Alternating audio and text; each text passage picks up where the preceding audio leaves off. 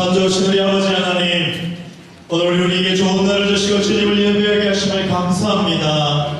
가입하신 영 가운데에 주의 은혜를 넘치게 더해 주시고 우리의 온 마음과 뜻을 다해서 주님을 예배하는 복된 시간 되게 하여 주시옵소서. 감사드리며 예수님 이름으로 기도합니다. 아멘. 어린 아이같이 라는 제목으로 함께 말씀 나누도록 하겠습니다. 5월 가정의 날을 맞아서 우리 교회가족 성도님들의 가정 가운데에 나의 아버지 은혜가 넘쳐나시기를 주님 이름으로 축복합니다. 여러분, 어린이날이 다가왔는데요, 특별히 한국에서는 내일 5월 5일을 어린이날로 지키고 또 공휴일로 지정해 둔 날입니다. 전통적으로 한국교회는 5월 첫 주를 어린이 주일로 이렇게 지키면서 하나님 우리에게 주신 우리 자녀들을 위하여서 특별히 기도하고 그들을 축복하고 또 축하하는 그런 날로 함께 지키고 있습니다. 여러분 알다시피 어린이라고 하는 용어를 처음 만든 사람은 바로 소파 방정환 선생이었습니다. 이분은 어릴 때부터 어린 아이들을 위하여서 그리고 아동 문학에 대해서 참 많은 관심을 가지고 있었고요. 그리고 그가 어린이 되어서 아동문학 작가로 그리고 출판사를 운영을 하면서 그의 삶을 살아나갔더랬습니다. 우리 잘 알고 있는 것처럼 소파 방정환 선생이 젊은 나이에 세상을 뜬 것으로 알고 있었는데요. 그래서 인터넷에서 연역을 찾아보니까 이분이 33살의 나이에 과로와 스트레스로 세상을 떠났다라고 기록이 남겨져 있었습니다. 그는 죽는 순간까지도 어린 자녀들을 위하여서 그의 작품을 통하여서 그리고 이 땅 가운데에 어린 아이들이 대접받지 못하는 그 사회 가운데에 어린 아이들에게 관심을 가질 수 있도록 아이들을 위해서 많이 수고한 그런 인물이었더랬습니다. 특별히 이 어린이날이 언제 만들어졌는가 싶어서 살펴보니까 어린이날이 물론 공휴일로 지정된 것은 근대사회에 와서 만들어진 것이지만 그러나 가장 처음 만들어진 것은 1923년도에 만들어졌다고 합니다. 어린이날이 1923년도에 만들어졌는데 1923년도가 언제인지를 아시지 않습니까? 그 나라가 주권을 빼앗기고 강제 점거 가운데에 일본의 압제 가운데 있었던 아주 어려운 시기 가운데에 이 어린이날이 만들어졌다는 것입니다. 나라를 잃고 국민 모두가 하루하루 살아나가는 것이 참 힘들었던 그 시기에 그렇게 아이들이 사람 대접받는다라고 하는 것은 누구도 생각하지 못했던 바로 그 시절이었던 것입니다. 여러분 아시다시피 선진국일수록 여자와 아이들이 보호를 받습니다. 반대로 후진국일수록 여자와 아이들이 전대를 받게 되는 것이죠. 그러한 바로 일제시대 때 정말 나라가 어려웠던 그 시절에 아이들을 위하여서 어린이날을 만들고 그들을 위해서 무언가 우리 사회가 해야 된다고 하는 그런 있었다라는 것입니다. 여러분 혹시 아이들을 위한 어린이 대헌장을 읽어보신 분이 계실지 모르겠습니다. 이 어린이를 위한 어린이 대헌장이 있는데요. 여러가지 문항들이 쭉 11문항이 있는데 전체 다를 읽어드릴 수는 없고요. 이렇게 몇 가지 알려드리겠습니다. 대한민국 어린이 헌장은 모든 어린이가 차별 없이 인간으로서 존엄성을 지니고 결의 앞날을 이어나갈 새 사람으로 존중되며 바르고 아름답게 씩씩하게 자라도록 함을 지표로 삼는다. 첫 번째, 어린이는 건전하게 태어나 따뜻한 가정에서 사랑 속에 자라야 하며 가정이 없는 아이들에게는 이를 대신할 수 있는 알맞은 환경을 마련해 주어야 된다. 2. 어린이는 몸과 마음이 튼튼하게 자라도록 균형 있는 영양을 섭취하고 질병의 예방과 치료를 받으며 공해 없는 깨끗한 환경에서 자라야 한다. 다섯 번째는 이렇습니다. 어린이는 즐겁고 유익한 놀이와 오락을 위한 시설과 환경을 제공받아야 된다. 다섯 번째는 별로 요즘은 없어도 될 것 같습니다. 아이들이 너무 오락하는 것이 많아가지고 요즘은 안 줘도 됩니다. 마지막 11번째, 어린이는 우리의 내일이며 소망이다. 별의 앞날을 짊어질 한국인으로서 인류의 평화에 이바지할 수 있는 세계인으로 키워야 된다. 이런 시대가 많이 변하고요. 세월이 바뀌었지만 우리 아이들이 우리 시대의 앞날이고 미래라고 하는 이 사실은 변하지 않는 사실인 것입니다. 그래서 여러분 이제 11번째, 아이들이 우리의 내일이며 소망이다 라고 하는 이것이 오늘날 동일하게 저와 여러분 마음 가운데에 특별히 어린이 주일을 맞은 저와 여러분에게 이 의미가 새롭게 와닿았으면 좋겠습니다. 하나님, 우리에게 맡겨주신 어린 자녀들을 위하여서 수고하며 애쓰는 우리 모든 우리 교회 교육부서 가운데에 그 맡은 우리 선생님들 가운데에 은혜를 더해 주시고 우리 자녀들이 믿음으로 양육되어지며 성장할 수 있도록 도와주십시오. 우리 아이들을 보면서 마음껏 축복해 주시고 격려해 주시는 하루 되시기를 바랍니다. 오늘 본문 가운데서도 어린 아이들이 등장합니다. 사람들이 자기 어린 아이들을 데리고 와서 예수님에게 왔습니다. 예수님이 그 아이들에게 손을 얹어주시고 기도해 주시고 축복해 주실 것을 바라면서 엄마들이 자기 아이들을 데리고 온 것이었습니다. 그런데 예수님은 늘 바쁜 사역을 하셨을 뿐만 아니라 예수님을 싫어했었던 바리새인들과 늘 논쟁도 하셨었고요. 그래서 예수님은 늘 바쁜 가운데 있었던 것입니다. 그래서 오늘 예수님이 그런 바쁜 상황 가운데에 아이들의 어머니들이 자기 아이들을 데리고 와서 기도해달라고 부탁했을 때 제자들은 그런 바쁜 예수님을 배려하는 차원에서 부모님들의 요구를 거절했을지도 모르겠습니다. 오늘 본문 13절에 보니까 이렇게 말씀하고 있습니다. 사람들이 예수께서 만져주심을 바라고 어린 아이들을 데리고 오매 제자들이 꾸짖었다 말씀하고 있습니다. 아마도 예수님이 사역이 너무나 바빴기 때문에 일시시대 때 한국 사회와 비슷하게 로마의 식민지 안에 살았었던 이 이스라엘 백성들 그리고 예수님은 너무나 바쁘게 사역을 하셨기 때문에 이 아이들이 제대로 대접받지 못하는 상황이었었고요. 예수님이 그런 부탁을 거절하셨다 하더라도 그것이 전혀 이상할 것이 없는 상황이었던 것이지요. 먹고 사는 것이 바쁘고 그렇게 아이들에게 관심 가지지 못하는 그 사회에 예수님이 그들의 부탁을 거절하셨을 때에 그 누구도 예수님을 향해서 왜 이것을 거절하십니까? 라고 항의할 사람이 아무도 없었을 것이라는 것입니다. 그러나 예수님은 뜻밖의 대답을 하시는 것입니다. 14절에 예수께서 보시고 노하시어 이르시되 어린 아이들을 내게로 오는 것을 용납하고 금하지 말라. 다음 구절을 다 함께 읽겠습니다. 시작. 하나님의 나라가 이런 자의 것이니라. 이어서 예수님은 충격적인 말씀을 남기시는데요. 15절에 보겠습니다. 15절에 내가 진실로 너희에게 이르노니 누구든지 하나님의 나라를 어린 아이와 같이 받들지 않고서는 결단코 그곳에 들어가지 못하리라 하시고 하나님 나라 천국 백성이 되어지는 사람에 대해서 말씀하시는데 어린 아이와 같이 이 하나님 나라를 받아들이지 않으면 결단코 그곳에 들어가지 못하겠다라고 예수님은 말씀하시는 것입니다. 얘들아 너희 가운데에 어린 아이와 같이 하나님 나라를 받들지 않으면 하나님 나라에 못 들어갈지도 몰라가 아니라 결단코 들어가지 못하리라 예수님 그렇게 말씀하시는 것입니다. 사랑하는 여러분, 성경에 보면 어린 아이 또는 어린이라고 하는 단어가 제로 등장을 하는데요. 구약 성경에서 신약 성경까지 찾아보면 500번 이상 나옵니다. 500번 이상 나오면서 이 어린 아이의 특징을 비유를 들어서 설명을 하는 말들이 참 많이 등장을 하는데요. 여러분, 어린 아이와 같이 되지 않으면 하나님 나라에 들어가지 못한다는 말이 무슨 뜻일까요? 어린아이처럼 몸집이 작아지지 않으면 안 된다는 것일까요? 저는 이미 베리몸입니다. 그러면 몸집이 너무 커졌죠? 어린아이처럼 귀여워져야 된다는 말일까요? 결국 그렇지 않습니다. 사랑하는 성도 여러분, 어린아이에게 있는 특별한 하나의 특징이 있는데요. 어린아이 같이 되지 않으면 하나님 나라에 들어갈 수 없느니라. 하나님 나라의 백성 되어주시는 어린아이 같은 여러분 되시기를 축복합니다. 말씀을 준비를 하면서 과연 하나님 나라에 들어갈 수 있는 이 어린 아이 같은 자는 어떤 사람일까? 이 어린 아이의 의미에 대해서 오늘 한 가지 나누고요. 그리고 이 어린 아이에게 허락되어지는 하나님 나라가 무엇인가? 이것에 대하여서 두 가지 함께 나누고 싶습니다. 여러분, 예수님 당시 이스라엘 백성들의 그 머릿속에는요, 여자와 어린 아이는 숫자에 치지 않는 그런 고정관념이 있었습니다.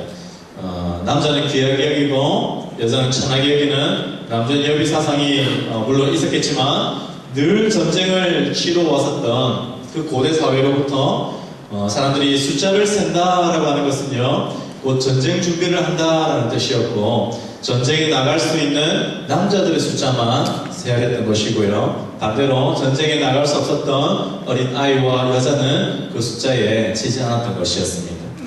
예수님도 어느 날 많은 군중을 모아놓고 말씀을 전하셨던 적이 있었습니다. 사람들이 오랫동안 예수님의 말씀을 듣기 위해서 앉아 있었습니다. 아침부터 저녁까지 밥도 먹지 않고 예수님의 말씀을 듣고 있었습니다.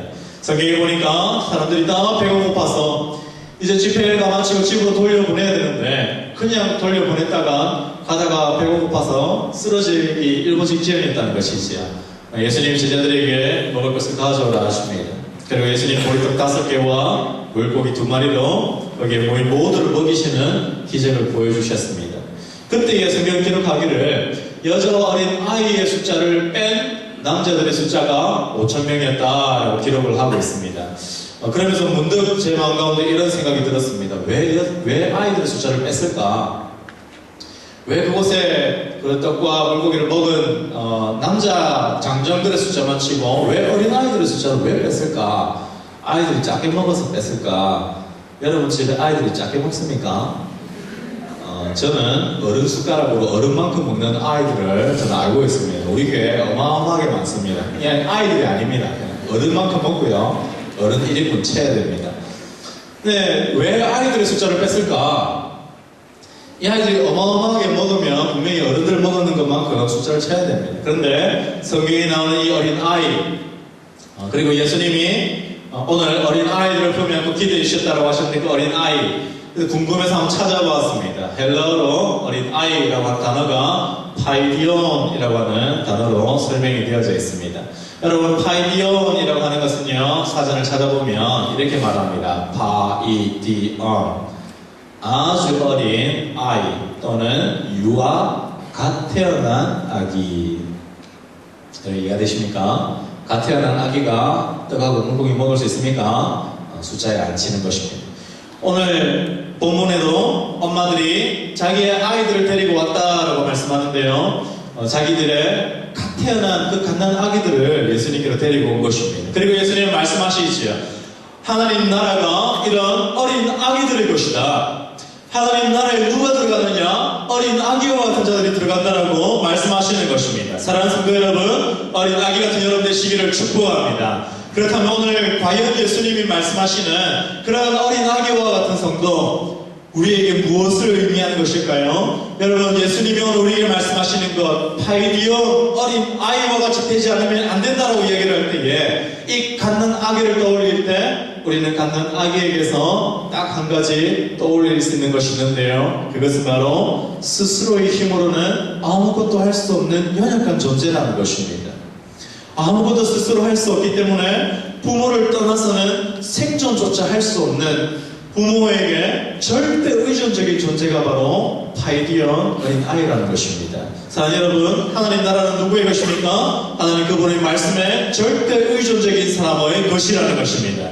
사랑하는 여러분, 성경에도 보면 하나님 말씀에 절대 의존했던 사람들이 등장합니다. 그 가운데 한 사람을 소개하고 싶습니다. 이 사람의 직업은 어부였었습니다. 갈릴리 바다에서 작은 배를 몰고 그리고 그곳에서 그물을 던져서 물고기를 잡는 어부였었습니다.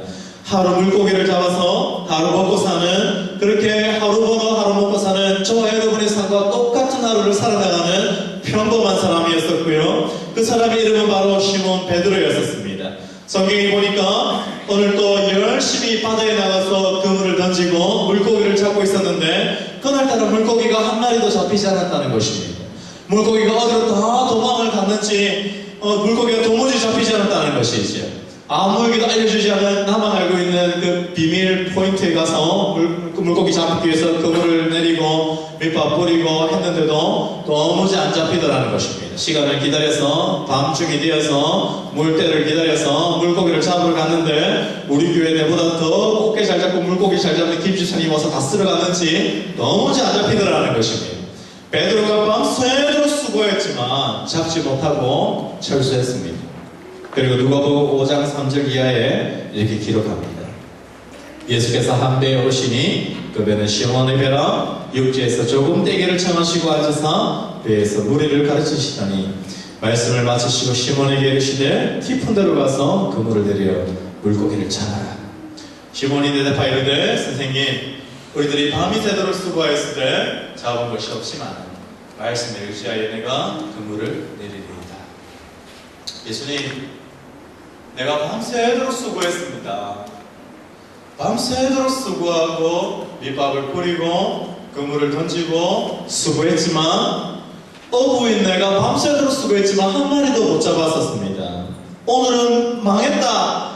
그러면서 이제 집에 있는 식구들을 생각하면서 그러다 열심히 그물을 던졌었지만 모든 방법을 총동원했지만 오늘은 소용없는 날이었습니다. 그때 그 예수님이 오셔서 말씀하시는 것이지요. 시몬아, 깊은 데로 가서 그물을 던져라. 베드로가 말합니다. 선생님, 우리가 밤새도록 수고했고 애썼지만 한 마리도 못 잡았습니다. 어부인 내가 밤새도록 수고해서 못 잡았지만 그러나 말씀에 의지하여 그물을 내리겠습니다. 누가복음 5장 6절에 이렇게 말씀합니다. 그렇게 하니 물고기를 잡은 것이 심히 많아 그물이 찢어지니라. 이에 다른 배에 있는 동물을 선진하여 와서 도와달라 하니 그들이 2배에 가득하게 되었더라. 시몬 베드로가 이르되 예수의 무릎 아래 엎드려 이르되 주여 나를 떠나소서 나는 죄인이니이다. 여러분, 내 힘으로 아무리 애쓰고 힘써도 실패하는 순간이 우리 삶에 찾아옵니다. 말씀대로 의존하기로 작정하고 그 말씀에 기대시기 바랍니다. 그때 우리 삶 가운데 나타나시는 하나님의 놀라운 은혜가 찾아오는 것이지요. 하나님, 내가 밤새도록 수고하고 애쓰고 내 삶 가운데 그렇게 노력하지만 아무도 건지는 것 없는 내 인생을 살아가고 있습니다. 여러분, 그런 삶 가운데 계십니까? 주님 말씀에 절대 의존하신 여러분 되시기를 축복합니다. 또 한 부류의 사람이 있었습니다. 결혼식 잔치집이 있었습니다. 손님들을 맞이하기 위해서 열심히 분주하게 다니는 종들이 있었고요. 그리고 이 종들이 손님을 맞이하기 위해서 열심히 준비하고 또 그렇게 찾아온 손님들에게 음식을 나누는 그런 중이었었습니다. 그런데 결혼식 잔치가 한참 무르익을 즈음이었는데 문제가 생겼습니다. 결혼식 잔치집에 빠져서는 안 되는 음식이 있었는데 결혼식 잔치집에 절대로 빠지면 안 되는 음식 잡채가 아니고 포도주가 빠졌던 것입니다. 포도주가 다 떨어졌습니다.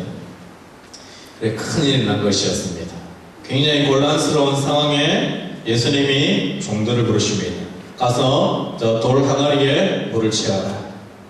아마 종들이 마음속에 큰일 났다 생각되실지도 모르겠습니다. 돌 항아리는 물을 채우는 것이 무슨 물입니까? 손님들이 왔을 때 손님들의 발을 씻겨주기 위해서 채워놓는 돌 항아리의 물이었던 것이지요. 여러분이 물이 부족했던 이 팔레스타인 지역에 손님들 발 씻겨주는 물로 어떤 물을 사용할까요? 물이 부족한 이 지역에 손님들 발 씻어주는 물 무슨 삼다수, 여과수로 정수기로 뽑은 물로 발 씻겨주겠습니까? 그렇지 않습니다. 그냥 허드렛 물 담아다가 손님들 발 씻어주는 것이지요. 근데 그렇게 종들이 돌 항아리에 물을 가득 채웠습니다. 근데 그 다음 예수님 말씀하신 그 말을 듣고 기가 찼습니다. 예수님 말씀하십니다. 이제 이 물을 떠다가 연회장에게 갖다 주어라.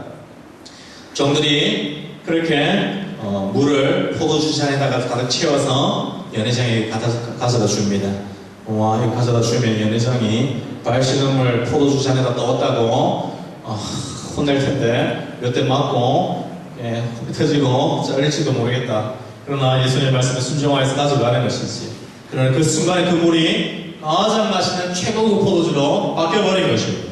연회장이 그것을 맛보고 깜짝 놀랐죠. 아니, 지금까지 이렇게 좋은 포도주가 남아있었단 말인가. 그리고 신랑을 부르지요. 아직도 이렇게 좋은 포도주가 어떻게 남아있을 수가 있었단 말인가. 아무도 물이 변화해서 포도주가 되었다는 사실을 알지 못했습니다. 그러나 요한복음 2장 9절 10절에 이렇게 말씀하고 있습니다. 요한복음 2장 9절 연회장은 물로 된 포도주를 맛보고도 어디서 났는지 알지 못하되 물도온 하인들은 알더라. 연회장이 신랑을 불러 말하되 사람마다 먼저 좋은 포도주를 내고 취한 후에 낮은 것을 내거든 그들은 지금까지 좋은 포도주를 두었도다. 여러분, 아무도 몰랐대요. 아무도 몰랐는데 예수님의 말씀에 절대적으로 의존하여서 그냥 순종하여서 물을 떠다준 그 하인들은 알더라. 할렐루야. 사랑하는 성도 여러분, 기적이 일어나는 사실은 누구만 목격할 수 있습니까? 물 떠다준 그 하인들은 알더라. 말씀에 의지하여서 순종했던 그 사람들만 알더라는 것입니다. 사랑하는 성도 여러분, 여러분의 삶 가운데에 포도주가 떨어지고 물이 떨어지고 그리고 여러분 삶 가운데에 아무리 수고해도 밤새도록 수고해도 건지는 것이 없는 그런 삶의 한가운데를 살아나가십니까? 말씀 가운데 의존하신 여러분 되시기를 축복합니다. 하나님 내 삶 가운데에 하나님의 기적을 보기를 원합니다. 하나님 내 삶 가운데 더 가까이 여기까지 찾아오셔서 하나님 말씀하여 주시고 능력 가해 주시는 그 놀라운 것을 하나님 보게 하여 주십시오. 기도하신 여러분 되시기를 축복합니다. 사랑하는 성도 여러분, 우리 가운데에 하나님 또 한 가지 말씀하여 주시는 절대 의전 중요한 것 또 한 가지가 있습니다. 그것은 바로 저와 여러분이 하나님 앞으로 우리의 힘으로 나아갈 수 없는 어린 아이라고 말씀하고 있는 것이죠. 성경은 우리에게 말씀하시기를 어린 아이가 스스로의 힘으로 생존할 수 없듯이 성경은 저와 여러분이 우리의 힘으로 하나님 앞으로 결단코 나아갈 수 없다라고 성경은 이야기하고 있는 것입니다. 로마서 3장 23절 우리 말씀 함께 보시겠습니다. 3장 23절에 모든 사람이 죄를 범하였음에 하나님의 영광에 결코 이르지 못했다라고 성경은 말씀하고 있습니다. 사랑하는 성도 여러분, 하나님은 영광스러운 분이십니다. 사람은 죄를 범하였습니다. 간혹 그렇게 질문하시는 분들이 있어요. 목사님, 제가 이렇게 심각한 죄를 지은 사람이 아닌데요. 맞습니다. 여러분 가운데 아마 그렇게 사형에 해당될 만한 심각한 죄를 저지른 사람들이 여러분 가운데 아마 제가 알기로는 없을 것 같습니다. 그러나 하나님 우리에게 말씀하시는 것은 무엇입니까? 하나님이 그분의 영광에 이르지 못했다라고 말씀하고 있는 것입니다. 우리가 얼마나 도덕적인 삶을 살아나가느냐의 문제가 아니라 하나님 그분의 영광에 이르지 못하는, 하나님 그분의 영광스러움에 이르지 못하는 죄인이라고 말씀하고 있는 것이죠. 그리고 하나님께서 우리에게 중요한 사실을 말씀해 주시고 계십니다. 히브리서 9장 27절에 한 번 죽는 것은 사람에게 정해진 것이요 그 후에는 심판이 있느니라. 사람 모두가 하나님 앞에 죄를 범하였을 뿐만 아니라 그 후에는 하나님 앞에 심판이 있다고 말씀하고 있습니다. 그러나 하나님께서 우리에게 살 길을 열어주셨습니다. 로마서 3장 24절에 우리 이렇게 말씀하고 있는 것입니다. 다 함께 읽겠습니다. 시작. 그리스도 예수 안에 있는 그리스도로 말미암아 하나님의 은혜로 값없이 의롭다심을 얻은 자 되었느니라. 예수 그리스도 안에 있는 구속으로 말미암아 하나님의 은혜로 값없이 하나님 앞으로 나아갈 수 있다라고 말씀하여 주시는 것입니다. 요한복음 3장 16절에 하나님이 세상을 이처럼 사랑하사 독생자를 주셨으니 이는 저를 믿는 자마다 멸망치 않고 하나님께서 우리에게 주시는 그 영생을 누리게 하신다라고 약속하여 주시는 것입니다. 예수 그리스도께서 우리를 대신해서 십자가에서 죽으셨습니다. 하나님께로 나아갈 수 있는 그 유일한 길을 우리를 위해서 열어주시고요, 우리를 위해 예비해 주신 그 아버지 하나님의 은혜로 말미암아 우리가 하나님 앞으로 나아갈 수 있다라고 말씀하여 주시는 것입니다. 사랑하는 성도 여러분, 어린 아이는 부모의 도움 없이는 아무것도 할 수 없는 존재입니다. 마찬가지로 저와 여러분을 향해서 성경을 말씀하기를 저와 여러분은 하나님 아버지 그분의 은혜 없이는 주님께로 나올 수 없는 자들이라고 말씀하고 있는 것이지요. 예수님이 말씀하십니다. 내가 곧 길이요 진리요 생명이니 나로 말미암지 않고서는 아버지께로 갈 자가 없느니라. 사랑하는 성도 여러분, 주 예수 그리스도의 십자가 절대 의존하신 여러분 되시기를 축복합니다. 하나님 나라가 누구의 것입니까? 십자가를 절대 의존하는 자들의 것인 것입니다. 사랑하는 성도 여러분, 십자가를 절대 의존하십니까? 십자가 말고 다른 것도 의존하십니까? 십자가만을 의존하신 여러분 되시기를 축복합니다. 사랑하는 성도 여러분, 이제 두 번째로, 과연 그렇다면 어린 아이와 같이 십자가를 절대적으로 의존하는 그 사람에게 주어지는 그 하나님 나라, 그 하나님 나라는 과연 무엇일까요? 오늘 이 아이들을 가슴에 품고 기도해 주시는 이 예수님의 기사가 마태, 마가, 누가, 복음 이 세 복음서에 모두 다 기록이 되어져 있습니다. 여러분, 이 세 복음서에 모두 똑같은 구절로 똑같은 내용을 기록을 하고 있는데요. 왜 똑같은 내용을 세 번이나 반복을 할까요?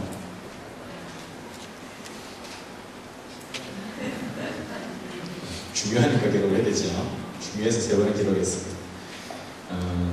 그런데 오늘 본문에는 이 어린 아이와 같이 되지 않으면 하나님 나라에 들어갈 수 없느니라 라고 말씀하고 있습니다. 그러나 마태복음에서는 이 어린 아이와 같이 되지 않으면 천국에 들어갈 수 없느니라 라고 말씀하고 있습니다. 여러분, 이 질문을 하고 싶습니다. 그럼 천국 언제 들어갑니까? 죽어서 들어가는 것이죠. 맞습니다. 하나님 나라를 언제 들어갑니까? 갑자기 혼란스러우십니까? 모니터 좀 올려주시겠습니까? 예수님이 니고데모와의 대화 가운데에 이런 말씀을 하고 있어요. 요한복음 3장 3절에 예수님이 니고데모를 만나셨습니다. 그리고 말씀하십니다. 니고데모야, 사람이 물과 성령으로 거듭나지 않으면, 내가 진실로 진실로 너에게 이르노니 사람이 거듭나지 않으면 하나님 나라를 볼 수 없느니라. 사랑하는 성도 여러분, 하나님 나라 천국에는 언제 들어갑니까? 거듭날 때 들어가는 것입니다. 여러분 가운데 예수 그리스도를 구주로 고백하고 계십니까? 여러분 거듭난 분들이시고요. 여러분 이미 하나님 나라 가운데 계신 분들이십니다. 그러니 하나님 나라를 생각할 때 또 한 가지 기억해야 되는 것이 있는데, 하나님 나라는 특별히 우리에게 말씀하시는 것은 하나님이 우리를 다스리시는 나라, 하나님이 그분의 은혜로 다스리시고 통치하시는 곳, 그것이 바로 하나님 나라라고 성경은 말씀하고 있는 것입니다. 로마서 5장 17절에 이렇게 말씀합니다. 한 사람 아담의 범죄로 말미암아 사망이 이 세상에 들어왔고 그 한 사람을 통하여서 사망이 왕노릇하는 세상이 되었다라고 성경은 말씀하고 있습니다. 사랑하는 성도 여러분, 하나님 나라와 반대되는 세상 나라는 어떤 나라입니까? 하나님 나라와 반대되는 세상 나라는 죄와 사망이 다스리고 지배하는 나라입니다. 한 사람 아담의 범죄함으로 인하여서 죄와 사망이 들어와서 이 모든 세상 사람들을 누르고 지배하고 억압하고 있다는 것이지요. 그러나 한 사람 예수 그리스도로 말미암아 하나님의 은혜가 우리 가운데 찾아 들어와서 하나님의 은혜가 우리를 다스리기 시작한다라고 성경은 말씀하고 있는 것입니다. 사랑하는 성도 여러분, 하나님의 그 은혜의 지배 가운데에, 하나님의 그 은혜의 다스리신 가운데 들어가시는 여러분 되시기를 축복합니다. 하나님, 내 삶 가운데 하나님의 그 은혜로 다스려주시는 다스림이 필요합니다. 하나님, 내가 아무리 수고하고 애써도 도무지 해결되어지지 않고 산 넘어 산으로 막혀나가는 내 삶 가운데에 내가 내 힘으로 내 인생을 붙잡아 나가고 나의 힘으로 나를 보호해 나가는 것이 아니라 하나님의 은혜가 나를 다스리시고 하나님의 은혜가 나를 지키시고 보호하시는 하나님의 다스리심이 필요합니다. 하나님, 은혜를 베풀어 주십시오. 이렇게 하나님 나라가 필요하십니까? 예수 그리스도의 십자가를 의지하신 여러분 되시길 축복합니다.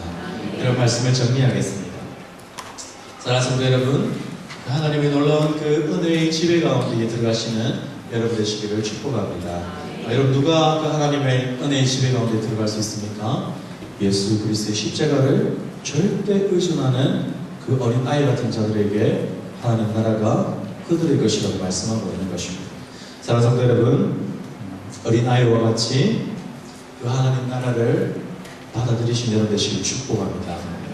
이 시간에 말씀 기억하면서 함께 좀 기도했으면 좋겠습니다. 기도할 때 하나님, 내가 주님의 말씀을 의지합니다. 하나님, 내가 주의 말씀을 의지합니다. 그 말씀에 내가 절대 의지합니다. 주님 도와주십시오. 혹시 여러분 가운데에 아직 예수님을 구주로 영접하지 못하신 분들이 계십니까? 그렇다면 이 시간에 함께 기도했으면 좋겠습니다. 예수님, 제 맘 가운데 찾아와 주십시오. 아무리 수고해도 얻는 것이 없는 인생을 살아나가고 있습니다. 밤이 많도록 수고하지만 얻는 것이 없고, 그리고 잔치집에 포도주가 떨어져 버린 것처럼 곤란한 나의 인생을 살아가고 있습니다. 하나님, 내 삶 가운데 찾아 들어오셔서 주의 은혜로 나를 다스려 주십시오. 그렇게 예수님 도우심 필요하신 분 계십니까? 여러분, 오른손을 가슴에 주시기 바랍니다. 주 예수님, 내 삶 가운데 찾아와 주십시오. 여러분의 삶 가운데 혹시 주님의 그 도우심이 좀 필요하신 분들 계십니까? 동일하게 그런 오른손 가슴에 주십시오. 주님, 내 삶 가운데 찾아오셔서 주의 은혜로 나를 다스려 주십시오. 그러면 신 우리 다 함께 통성으로 기도했으면 좋겠습니다. 주 예수님, 내가 주의 말씀을 의지합니다. 주님의 그 십자가만 내가 전적으로 의존합니다. 주님 도와주십시오. 우리 다 함께 통성으로 기도하도록 하시겠습니다. 참 좋으신 우리 아버지 하나님, 주님 이 시간에 기도하며 나아갑니다. 우리 아버지 하나님, 주님의 도우심이 필요합니다. 아버지 하나님, 우리 가운데 찾아와 주시고 은혜를 다하시고 능력을 다해 주시옵소서. 주님, 우리 삶 가운데 우리의 심령 가운데 예수님 필요한 자들이 있습니다.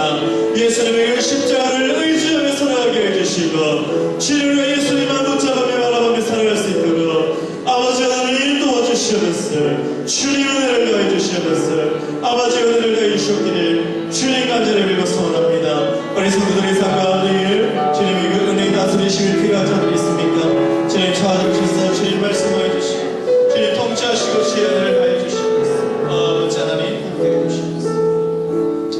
참 좋으신 우리 아버지 하나님, 은혜를 감사합니다. 하나님 우리 가운데 찾아와 주시고 우리를 다스리시고 은혜 더하여 주시옵소서. 예수님 이름으로 기도합니다.